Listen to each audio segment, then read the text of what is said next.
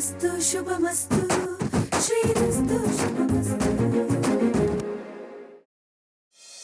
ತಗೊಳ್ಳಿ mister Hariprasad, half amount cheque ಎಲ್ಲಿದೆ? ಮಿಕ್ಕಿದ ಅಮೌಂಟು ಬ್ಯಾಂಕಲ್ಲಿ ಲೋನ್ ಸ್ಯಾಂಕ್ಷನ್ ಆಗಿದೆ, ಅದು ಸಿಕ್ಬಿಡ್ತೀನೇನು. ಇದಕ್ಕಿಂತ ಒಳ್ಳೆ ಡೀಲ್ ಎಲ್ಲೂ ಸಿಗಲ್ಲ ನಿಮಗೆ. 2,45,00,000 ರೂಪಾಯಿಗೆ ಮಾರ್ಬಿಟ್ಟೆ. ತಗೊಳ್ಳಿ ತಗೊಳ್ಳಿ ತಗೊಳ್ಳಿ ತಗೊಳ್ಳಿ. Single short payment. ಸಾರ್ ಒಪ್ಕೊಳ್ಳಿ ಸಾರ್.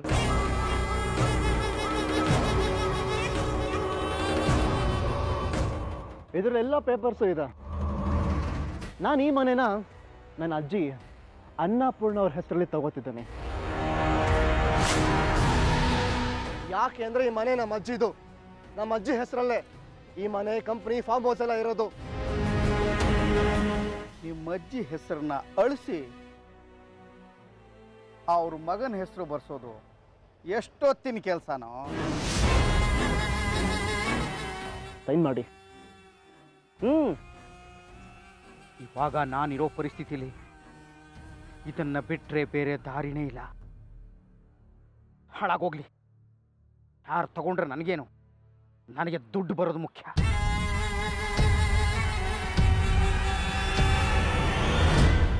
ಆಯ್ತಾಯ್ತು, ಈ ಮನೆನ ನಿನಗೆ ಕೊಡ್ತೀನಿ.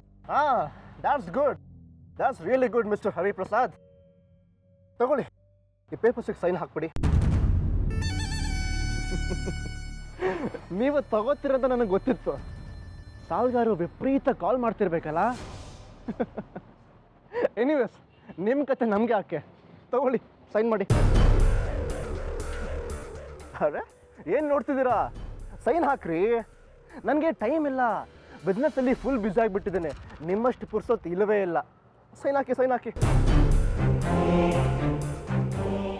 ಓ, ಪೆನ್ ಇಲ್ವಾ? ಪೆನ್ನು ಮಾರ್ಕೊಳ್ಳೋ ಸ್ಥಿತಿಗೆ ಬಂದ್ಬಿಟ್ಟಿದ್ದೀರಾ?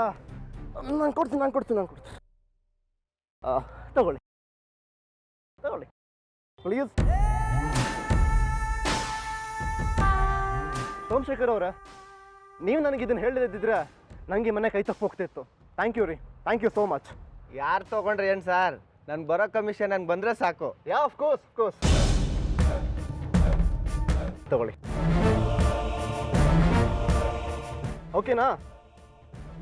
Okay sir. ಸೈನ್ ಆಯ್ತಾ? ಮಾಡ್ತಿದ್ದೀರಿ.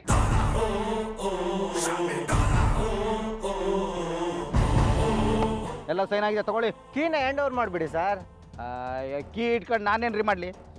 ತಗೊಳ್ಳಿ ಸರ್, ಕೀನ ಅವ್ರಿಗೆ ಹ್ಯಾಂಡ್ ಓವರ್ ಮಾಡಿ. ಅಲ್ಲೇ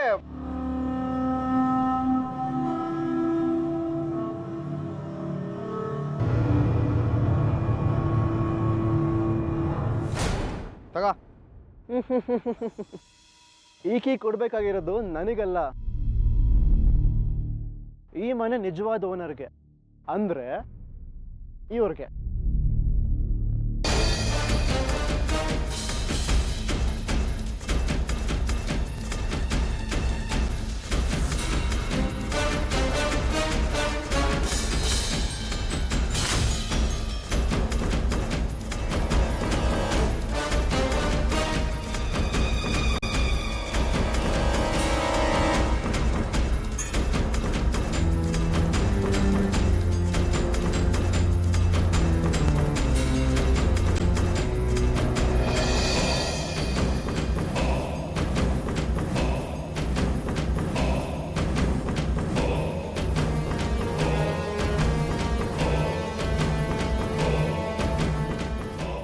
ಮಿಸ್ಟರ್ ಹರಿಪ್ರಸಾದ್, ನೀವು ಕೀನ ಕೊಡಬೇಕಾಗಿರೋದು ಅವ್ರಿಗೆ. ಯಾಕೆ ಅಂದರೆ ಈ ಮನೆಯ ನಿಜವಾದ ಓನರು ಅವರೇ ರೀ, Annapurna. Please mister Hariprasad, do not waste my time please. Somashekar, ಹೇಳ್ರಿ ನೀವು. ಸರ್, ಈಗ ಅವ್ರ ಹೆಸರಿನಲ್ಲಿರೋದು ಈ ಮನೆ. ದೊಡ್ಡವರು ಹೋಗಿ ಕಾಲಿಗೆ ಬಿದ್ದು ಆಶೀರ್ವಾದ ತಗೊಳ್ಳಿ, ಮುಂದೆ ಎಲ್ಲ ಒಳ್ಳೇದಾಗ್ಬೋದು.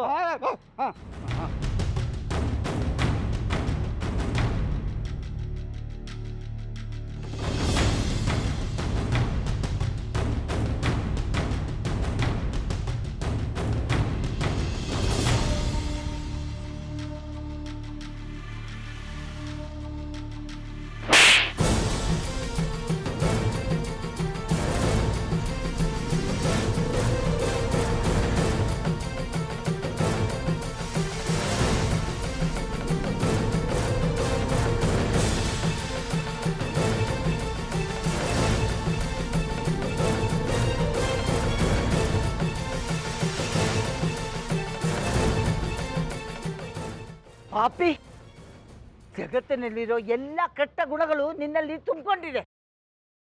ನೀನೊಂದು ವಿಷದ ಹುಳು. ಈ ಜಗತ್ತಿನಲ್ಲಿ ಇನ್ನು ಯಾವ ತಾಯಿಗೂ ನಿನ್ನಂತ ಮಗ ಹುಟ್ಟದೇ ಇರಲಿ ಅಂತ ದಿನಾ ನಾನು ದೇವ್ರ ಹತ್ರ ಕೇಳ್ಕೊತಿರ್ತೀನಿ. ಇನ್ನು ಯಾವತ್ತೂ ನಮ್ಮ ಜೀವನದಲ್ಲಿ ನೀನು ಬರಬಾರ್ದು. ಹೋಗ್ತಾ ಇರೋ.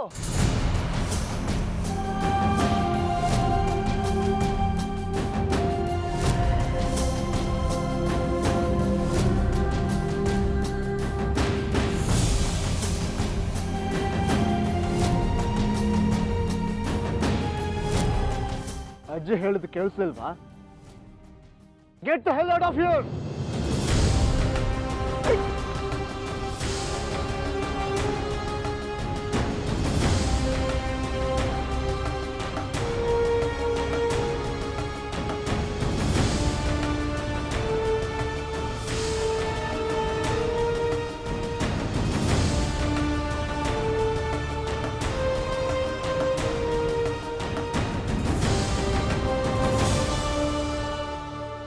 ಅಜ್ಜಿ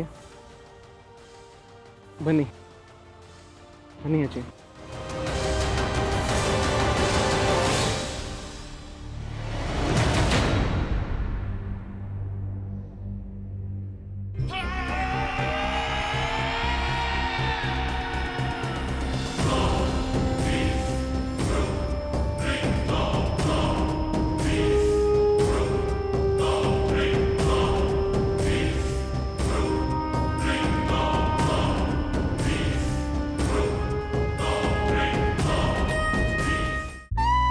ತುಂಬ ಥ್ಯಾಂಕ್ಸ್ ರೀ.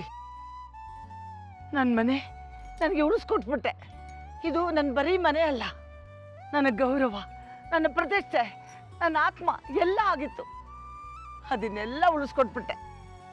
ಈ ಋಣ ಹೇಗೆ ತೀರಿಸಲಿ ಅಂತಾನೇ ನನಗೆ ಗೊತ್ತಿಲ್ಲ. ಅಜ್ಜಿ ಋಣದ ಮಾತು ಯಾಕೆ ಆಡ್ತೀರಾ? ನಮ್ಮನೆ ಗೌರವನ ಕಾಪಾಡಿಕೊಳ್ಳೋದು ನನ್ನ ಕರ್ತವ್ಯ. ಅದು ನಾನು ಮಾಡಿದ್ದೀನಿ ಅಷ್ಟೇ. ಇಲ್ಲಿ ಋಣ ಎಲ್ಲಿಂದ ಬಂತು? ಇವಾಗ ನೀವು ಹ್ಯಾಪಿನಾ?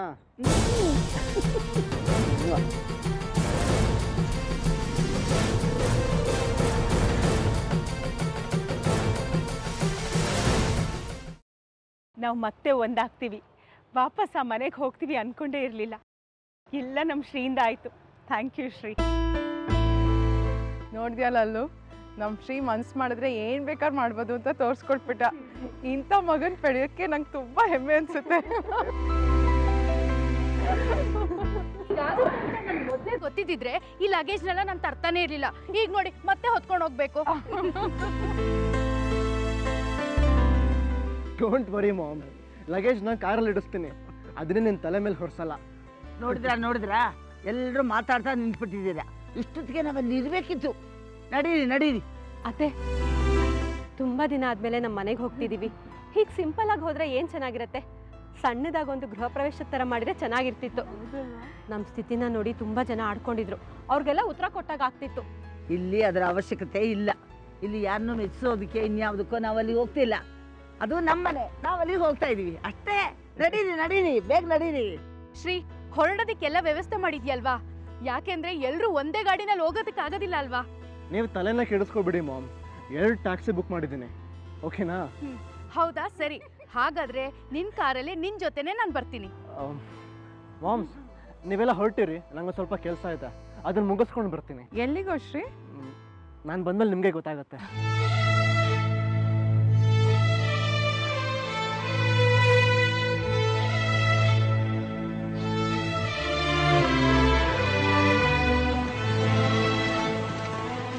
ನಾನಿಷ್ಟು ದಿನ ಕಾದಿದ್ದು ಈ ಗಳಿಗೆಗೋಸ್ಕರನೇ. ಆ ದೇವರು ಒಳ್ಳೇದು ಮಾಡ್ತಾನೆ.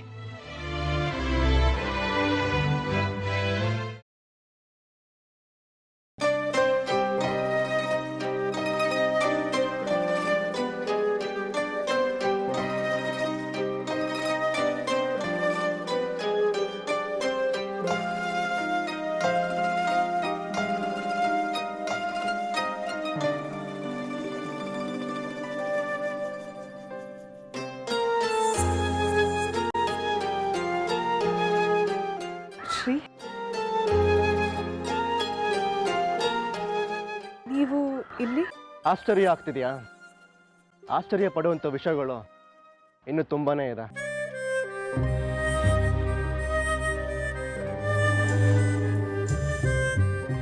ಹೌದು, ಆಶ್ಚರ್ಯ ಪಡುವಂಥ ವಿಷಯ ಇನ್ನೂ ಇದೆ ಶ್ರೀ. ನಾನು ಇಲ್ಲಿಗೆ ಯಾಕೆ ಬಂದೆ ಅಂದ್ರೆ, ನೀನು ಪದೇ ಪದೇ ನನ್ನ ಹತ್ರ ಬಂದು ಸವಾಲು ಹಾಕ್ತಿದ್ದೆ. ನಿಂದಾದಂಥ ಒಂದು ಕಂಪ್ನಿ ಶುರು ಮಾಡು, ಆಮೇಲೆ ಕೆಲಸ ಬಿಡ್ತೀನಿ ಅಂತ. ಇವತ್ತು ನನ್ನೊಂದು ದೊಡ್ಡ ಕಂಪ್ನಿ ಇದೆ. ಅಷ್ಟೇ ಯಾಕೆ, ನಾನು ಕಳ್ಕೊಂಡಿದ್ದ ಮನೆ ವಾಪಸ್ ಸಿಕ್ಕಿದೆ. ಸೊಸೈಟಿಲಿ ನನಗೆ ಆದಂಥ ಒಂದು ಐಡೆಂಟಿಟಿ ಇದೆ. ಇವಾಗಾದ್ರೂ ಮದರ್ ಹತ್ರ ಕೆಲಸ ಬಿಟ್ಟು ನನ್ನ ಕಂಪ್ನಿ ಜಾಯ್ನ್ ಆಗ್ಬೋದಲ್ವಾ? ಸಾರಿ ಶ್ರೀ, ನನಗೆ ಇಂಟ್ರೆಸ್ಟ್ ಇಲ್ಲ. ಇಂಟ್ರೆಸ್ಟ್ ಇಲ್ವಾ? ಯಾಕೆ? ಓ, ಇವನು ಸ್ಯಾಲ್ರಿ ಎಷ್ಟು ಕೊಡ್ತಾನೆ ಏನೋ ಅಂತನಾ? ನೀವು ಎಷ್ಟು ಕೇಳ್ತೀನಿ ಅಷ್ಟು ಕೊಡ್ತೀನಿ, ಜಾಯ್ನ್ ಆಗ್ರಿ ನನ್ನ ಕಂಪ್ನಿಗೆ. ಇಲ್ಲ. ಮತ್ತಿಷ್ಟು ದಿನ ಚಾಲೆಂಜ್ ಹಾಕ್ತಿದ್ರಿ, ಯಾಕೆ ಇವಾಗ ಬೆಳವಣಿಗೆ ನೋಡಿ ಅಕ್ಸೆಪ್ಟ್ ಮಾಡ್ಕೊಳಕ್ ಆಗ್ತಿಲ್ವಾ? ಅಥವಾ ಆ ಮದನ್ ಹತ್ರ ಕೆಲಸ ಬಿಡೋಕೆ? ನಾನು ಆ ಮದನ್ ಅವ್ರ ಆಫೀಸಲ್ಲಿ ಕೆಲಸ ಮಾಡ್ತಿಲ್ಲ.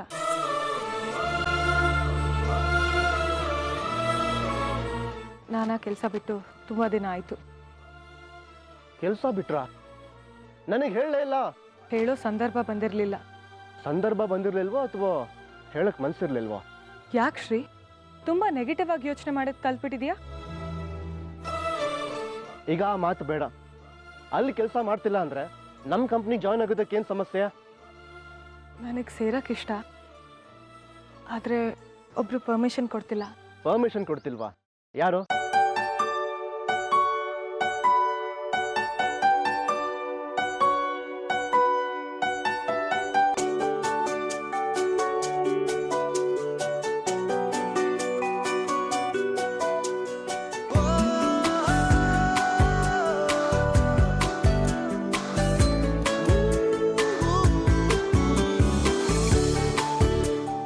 ಹೌದಾ?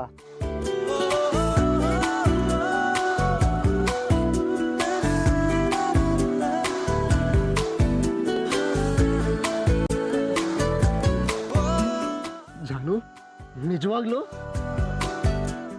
ಓ ಮೈ ಗಾಡ್, ಎಂತ ಗುಡ್ ನ್ಯೂಸ್ ಹೇಳಿದೆ. ವಾವ್. ಶ್ರೀ ಶ್ರೀ ಶ್ರೀ ಶ್ರೀ ಇಳ್ಸು ಶ್ರೀ, ಶ್ರೀ ಬೇಡ ಇಳ್ಸು. ಸಾರಿ ಅದು ಎಕ್ಸೈಟ್ಮೆಂಟ್ ಅಲ್ಲಿ. ಸಾರಿ, ಫಸ್ಟ್ ಈ ವಿಷಯ ಎಲ್ರಿಗೂ ಹೇಳಬೇಕು. ಮಾವ. ಶ್ರೀ, ಅವರಿಗೆ ವಿಷಯ ಗೊತ್ತು. ಗೊತ್ತಾಯ್ತಾ? ಯಾವಾಗ ಹೇಳ್ದೆ? ತುಂಬಾ ದಿನದ ಹಿಂದೆನೆ ಹೇಳ್ದೆ.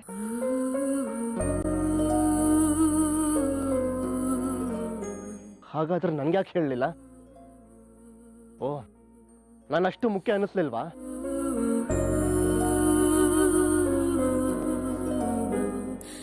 ನೀನು ಯಾವಾಗಲೂ ನನಗೆ ಮುಖ್ಯ ಶ್ರೀ, ಆ ಕಾರಣಕ್ಕೆ ನಾನು ಹೇಳಲಿಲ್ಲ. ಅಂದ್ರೆ ನನ್ನ ಮೇಲಿನ ಕೋಪಕ್ಕೆ ನೀನೇನಾದರೂ ಸಾಧಿಸ್ಬೇಕು ಅಂತ ಹೊರಟಿದ್ದೆ. ಆಗ ಈ ವಿಷಯ ಹೇಳಿದ್ರೆ ನಿನ್ನ ಮನಸ್ಸು ನನ್ನ ಕಡೆ ಡೈವರ್ಟ್ ಆಗಿಬಿಡ್ತಿತ್ತು. ಅದು ನನಗೆ ಇಷ್ಟ ಇರಲಿಲ್ಲ. ನೀನು ತುಂಬ ಎತ್ತರಕ್ಕೆ ಬೆಳಿಬೇಕು, ಸಾಧಿಸ್ಬೇಕು ಅನ್ನೋದು ನನ್ನ ಆಸೆ ಆಗಿತ್ತು. ನನ್ನ ಆಸೆ ಅಂತ ನೀನು ಸಾಧಿಸಿದೀಯ. ಅದಕ್ಕೆ ಈ ವಿಷಯನ ಈಗ ಹೇಳ್ತಾ ಇದ್ದೀನಿ. ಸಾರಿ ಜಾನು, ನಿಜ ಗೊತ್ತಿಲ್ಲದೆ ನಿನ್ನನ್ನು ತಪ್ಪಾಗಿ ತಿಳ್ಕೊಂಬಿಟ್ಟೆ. ನನಗೆ ಕ್ಷಮಿಸ್ಬಿಡು. ಕ್ಷಮೆ ಕೇಳಬೇಕಾಗಿರೋದು ನಾನು ಶ್ರೀ. ಈ ವಿಷಯನ ನಿನ್ನಿಂದ ಮುಚ್ಚಿಟ್ಟಿದ್ದಕ್ಕೆ ಸಾರಿ.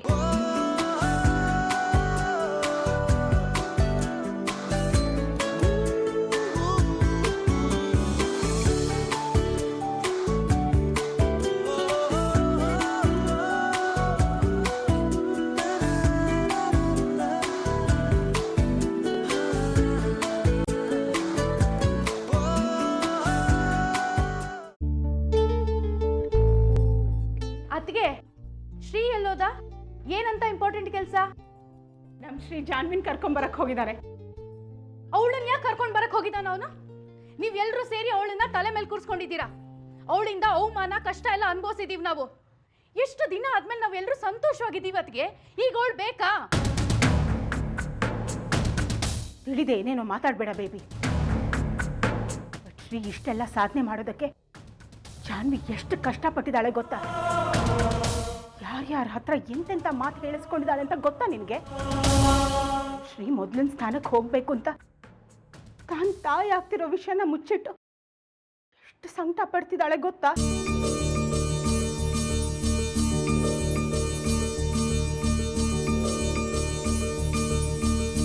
ಜಾನ್ವಿ ತಾಯಿ ಆಗ್ತಿದ್ದಾಳ? ಹೌದು, ಆದ್ರೆ ಅವಳು ದುರಾದೃಷ್ಟ ನೋಡು. ತಾನು ತಾಯಿ ಆಗ್ತಿರೋ ವಿಷಯನ ಗಂಡಿನಿಂದ ಮುಚ್ಚಿಟ್ಟು ನೋವು ಅನುಭವಿಸ್ತಾ ಇದ್ದಾಳೆ. ಅವಳ ತ್ಯಾಗ ತುಂಬಾ ದೊಡ್ಡದು ಕಣೆ. ನೋಡ್ತೀಯ ಬೇಬಿ, ಜಾನ್ವಿ ನೀನು ಅನ್ಕೊಂಡಾಗಲ್ಲ. ನಂಗೆ ಈ ವಿಷಯ ಕೇಳಿ ಎಷ್ಟು ಖುಷಿ ಆಗ್ತಿದೆ ಗೊತ್ತಾ? ನಮ್ಮ ಮನೆಗೆ ಪುಟ್ಟ ಶ್ರೀ ಬರ್ತಾ ಇದ್ದಾನೆ. ಪಾಪ, ಅವಳ ಪರಿಸ್ಥಿತಿ ನಾನು ಅರ್ಥ ಮಾಡ್ಕೊಳ್ದೆ ಅವಳನ್ನ ನಾನು ತುಂಬಾ ಇನ್ಸಲ್ಟ್ ಮಾಡಿಬಿಟ್ಟೆ. ಎಷ್ಟು ನೊಂದ್ಕೊಂಡಿದ್ದಳೋ ಏನೋ. ಛೇ,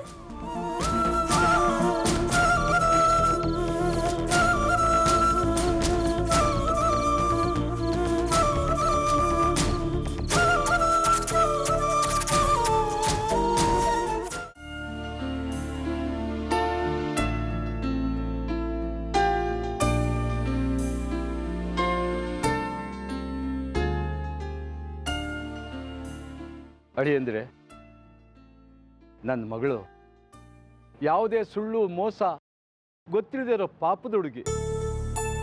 ಬೇರೆಯವ್ರಿಗೆ ಒಳ್ಳೇದಾಗುತ್ತೆ, ಸಂತೋಷ ಸಿಗುತ್ತೆ ಅಂದರೆ ಯಾವ ಕಷ್ಟ ಬೇಕಾದರೂ ಮೈ ಮೇಲೆ ಎಳ್ಕೊತಾಳೆ. ನಿಮ್ಮ ವಿಷಯದಲ್ಲೂ ಇಷ್ಟು ದಿನ ಹಾಗೆ ನಡ್ಕೊಂಡಿದ್ದಾಳೆ. ಅದರಿಂದ ನಿಮಗೂ ಬೇಜಾರಾಗಿದೆ. ಆದರೂ ಅವಳ ಮೇಲೆ ಪ್ರೀತಿನ ಹಾಗೆ ಇಟ್ಕೊಂಡು ಇಲ್ಲಿ ತನಕ ಬಂದಿದ್ದೀರಾ. ನಿಮ್ಮ ದೊಡ್ಡತನಕ್ಕೆ ಹೇಗೆ ಕೃತಜ್ಞತೆ ಹೇಳಬೇಕು ಅಂತ ಗೊತ್ತಾಗ್ತಾ ಇಲ್ಲ. ಕೃತಜ್ಞತೆ ಹೇಳಬೇಕಾಗಿರೋದು ನೀವಲ್ಲ ಮಾವ, ನಾನು. ಎಷ್ಟು ದಿನ ನಾನು ಎರಡೂ ಜೀವಗಳನ್ನು ಜೋಪಾನವಾಗಿ ಕಾಪಾಡಿದ್ದೀರಾ. ನಿಮ್ಮದು ದೊಡ್ಡ ಮನಸ್ಸು. ಈಗ ನೀವು ಪರ್ಮಿಷನ್ ಕೊಟ್ಟರೆ ನಾನು ಎರಡೂ ಜೀವಗಳನ್ನು ನಮ್ಮನೆ ಕರ್ಕೊಂಡು ಹೋಗ್ತೀನಿ. ಧಾರಾಳವಾಗಿ ಕರ್ಕೊಂಡೋಗಿ ಹೇಳಿ ಅಂದರೆ ಇವರಿಬ್ಬರು ಜವಾಬ್ದಾರಿ ಇನ್ಮೇಲಿಂದ ನಿಮ್ಮದು. ಅಪ್ಪ, ಇಷ್ಟು ದಿನ ನಾನೇನಾದರೂ ಬೇಜಾರು ಮಾಡಿದ್ರೆ ನನ್ನನ್ನು ಕ್ಷಮಿಸ್ಬಿಡು. ಅಯ್ಯೋ, ಎಲ್ಲಾದರೂ ಉಂಟ ಮಗಳೇ? ನಿನ್ನನ್ನು ಅರ್ಥ ಮಾಡ್ಕೊಳ್ದಲೆ ನಾನೇ ನಿನ್ನ ಹತ್ರ ಕೆಟ್ಟದಾಗಿ ನಡ್ಕೊಬಿಟ್ಟೆ. ಮತ್ತೆ ಗಂಡನ ಮನೆಗೆ ಹೋಗ್ತಿದೀಯಾ? ಹಳೆದನ್ನೆಲ್ಲ ಮರೆತು ಖುಷಿಯಾಗಿ ಹೋಗ್ಬಿಟ್ಟು ಬಾ ಮಗಳೇ.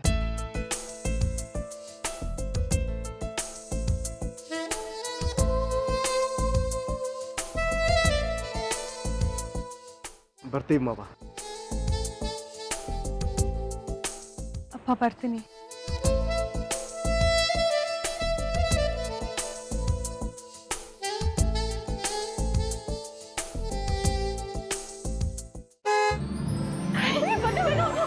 ಆರ್ತಿ ತಟ್ಟೆ ರೆಡಿ ಮಾಡ್ಕೊಳ್ಳಿ, ಬಂದ್ಬಿಟ್ರು ಅವರು. ಬಾ ಜಾನ್ವಿ ಒಳಗೆ. ಬಾ ಜಾನ್ವಿ ಒಳಗಡೆ. ಯಾಕೆ ಅಲ್ಲೇ ನಿಂತ್ಕೊಂಡ್ಬಿಟ್ಟೆ?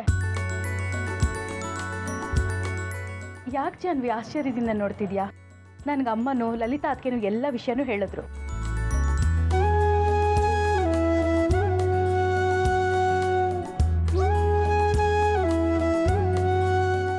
ಜಾನ್ವಿ, ಅದು ಬೇಬಿ, ಮಾತುಕತೆ ಆಮೇಲೆ.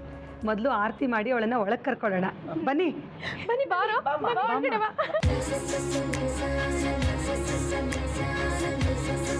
Sa